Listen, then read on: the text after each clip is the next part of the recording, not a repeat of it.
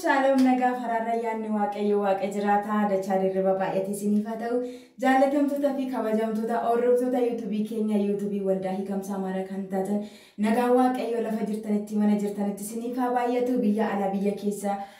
Teessanii kan hordoftan mara keessaniif nagaan Kiristoos hunduma keessaniif haa ta'u akkam jirtu nagaa keessanii jirra galata waaqayyo eegee gaggeessaa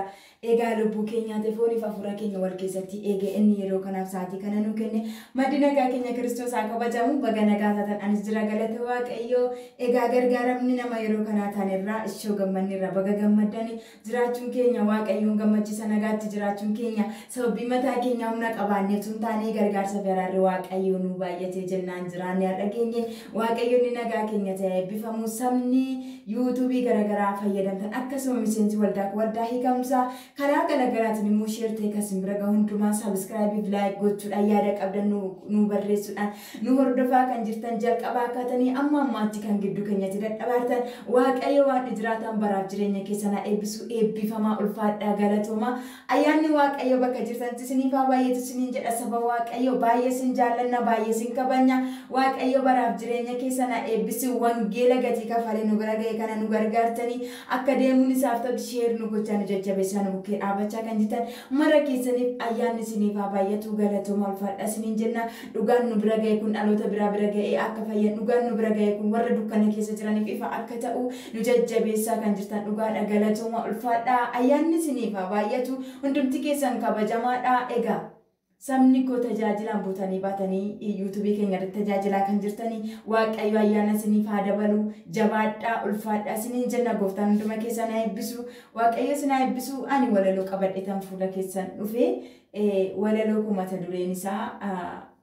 ishoo gammanneerraa baga gammaddaniidha. Gannat maal argattee gammadda akkanaan jennee nuti yeroo hundumaa gammaduuta maaliif jennaan gatii keenya qaraanii irratti kaffalame utuu gatii tokkoon kaffaliin fayyaatti jiraachaa jirra waan ta'eef gammachuun kana caalee hin jiru deemnee immoo lafa dhaqnu beekna waan ta'eef gammachuun kana caalee hin jiru kana kan caale jireenya bara baraa qabna waan ta'eef gammachuun kana caalee hin jiru kanarraa adda kan ta'e garuu jireenya bara baraa dabalatee abbaa keenya ta'uu Kiristoosiin dabalatee wanta waaqayyo lafa onaa kana keessatti nu godhee biyya keenya gaafa gara lafa onaa kana dhufnu waldaan kiristaanaa in ijaarama oollaan irratti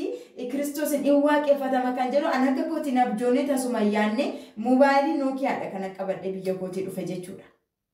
Dhugaasaa dubbachuuf jechuudha. Waaqayyo kun garuu gaarummaan isaa arjummaan isaa abbummaan isaa garalaafummaan isaa garraamummaan isaa hamma kana jedhee dubbadhee fixuu hin danda'u hamma kana jettanii dubbatanii fixuu hin dandeessan maalan jedha walumaa galatti ishoo gammanneerra baga gammaddan maaliif akka gammanne isinitti himu waaqayyo isa jiraataatu gargar bittinnoofnee haalota keessatti qabamnee hamma cabne akka jireenyi keenya goolii seexanaatti wantoota qilleensarra garagaraa darbatamu achi keessatti machoofne akka nuti ceephaan jiraanne jedheetu qilleessa irratti mana nuuf ijaare manni qilleessa irratti nuuf ijaare immoo tajaajila onlaayiniidhaan kennan tajaajilli onlaayiniidhaan kennamu lubbuu baay'ee oolchee dhaloota baay'ee dukkana keessa gara ifaatti dabarsee ani jireenyi koo haadha dhaabadhe fuula keessan akkan dhaabadhe gaarummaa waaqayyoo dubbadhu kan na taasisuu jiraate waldaa koo waldaa hiikamsaa keessatti Kiristoos qilleessa irratti mana naa ijaare jechuudha galanni maqaa Kiristoos ifata kanaaf gammachuun kana caalee hin jiru bakka gatamne firri keenya maatiin keenya hiriyaan keenya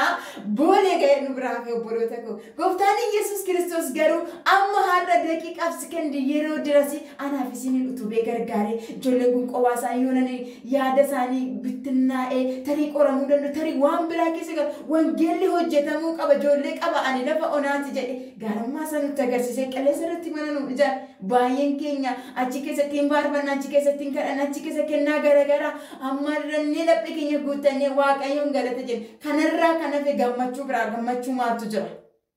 karaa lamatti nu eebbise kiisii keenya eebbisee mana keenya eebbisee qalbiin keenya immoo akka sagalateeffannu immoo qilleessa irratti immoo walitti nu qabee gaarummaa isaa kana akka dubbannu isatu nu gargaara kanaaf mata duree biraan qabu ishoo gammanneerraa baga gammaddan ijoollee lafa onaa onlaayinirraan tajaajilaa waaqayyo isinii birmatee isin qaqqabee hidhaa keessanii keef baga gammaddan baga gammanne isiniin jechuun barbaada waaqayyo bara baraan kan eebbifame haa ta'u waldaa kootii kan isin affeere walaloodha egaa wajjumaan inni itti eebbifama. Ishoo gammanneerraa baga gammaddanii gammachuun nu dhaalchise waaqni jiraatanii gammachuun nu dhaalchise waanni jiraatan sagalee isaatiin onaan lulsiisee mii galateeffadhaa sanuu gamma bakkeetti gatamnee firaaf lammii dhabnee teenyee osoo boonyuu furmaataaf nu waame teenyee osoo boonyuu furmaataaf nu waame takka boqattanii sichin qaanoftanii jedhee nu jabeessa sagalee isaatiin jedhee nu jabeessa sagalee isaatiin jedhee nu jabeessa sagalee isaatiin isin mana kooti kan itti boqadhu sichi ormi waame shiniin ergatu gaarummaa koo kalee sinitta mulisa xiqqaan ofin jedhinnatu si guddisa xiqqaan ofin jedhinnatu si guddisa ati qodaa kootii duwwaadhan jedhinii si wajjinan jira qofaa keensa'ini ati qodaa kootii duwwaadhan jedhinii si wajjinan jira qofaa keensa'ini si wajjinan jira qofaa keensa'ini si wajjinan jira qofaa keensa'ini si wajjinan jira qofaa keensa'ini haalatu si dhossee kaaseen si mul'isaa kasi qabe cabseen daangaa kee badhisa sichi si rakkisu sibiilli borrajii dursaan kee anaadha mo'atteetti hamati sichi si rakkisu sibiilli borrajii dursaan kee anaadha mo'atteetti hamati dursaan kee anaadha mo'atteetti hamati mo'atteetti hamati isa du'e ilaaltee sodaattee roomini ijaan sitti godhaa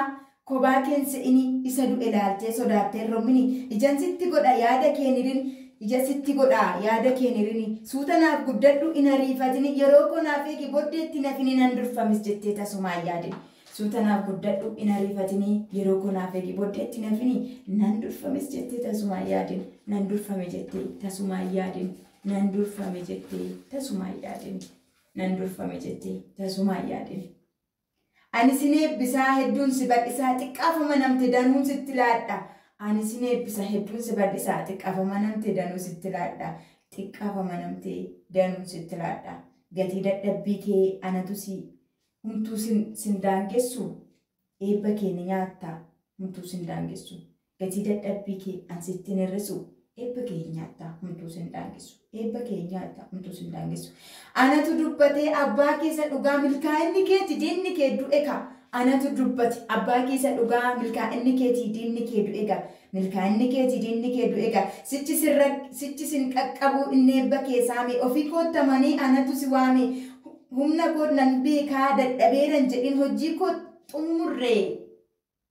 xumureeran se'in. Humna kee nan beeka dadhabeeran jedhin hojii koo xumureeran se'in. Hojii koo xumureeran se'in. Arreeffan jalqabaa galata kee argee tuttuqeen dammaqsaa warra of dagate. Arreeffan jalqabaa galata kee argee tuttuqeen dammaqsaa warra of dagate. Tuttuqeen dammaqsaa warra of dagate. Anaaf hojjechuun kee eebba dhuman qabne mee tokkotti yaadii lafa nan si waame. Anaaf hojjechuun kee eebba dhuman qabne mee tokkotti yaadii lafa nan si waame. Mee tokkotti yaadii lafa nan si waame. Filannoo kee miti anatu si waame. Ansifan iddoo qaba itti naaf yaadime. Filannoo kee miti anatu si waame siifan iddoo qaba itti naaf yaadime. Gaarummaa koo beeki akkan si jaalladhu waadan siif gale tasumaan dagadhu hojii kootiif baatee boddee taatee naftu ati buufata kooti anamaan abdadhu hojii kootiif baatee boddee taatee naftu ati buufata kooti anumaan abdadhu ati buufata kooti anumaan abdadhu ati buufata kooti anumaaf abdadhu anoosi jaalladhee anoosi ilaalee amala kee ilaalee hojii kee hundumaa ilaalee si madaalee hojii kee hundumaa ilaalee si madaalee hojii kee hundumaa ilaalee si madaalee kanaaf yaa dhala koo hojjedhu mana koo jabeessi jilba kee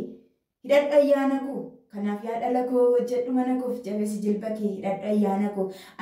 anoosiif gaadhaa hubadhu yaada koo anoosiif gaadhaa hubadhu yaada koo biyyoo lafaatirraa harka koon si tolchee bubbee baraa jalaa of keessa si dhossee biyyoo lafaatirraa harka koon si tolchee bubbee baraa jalaa of keessa si dhoksee siif ofa eeggadhaa an yooman si nuffee meenaaf dhaga'ii gurra kee as qabii dubbii koof of kenni dhuga baatuu ta'e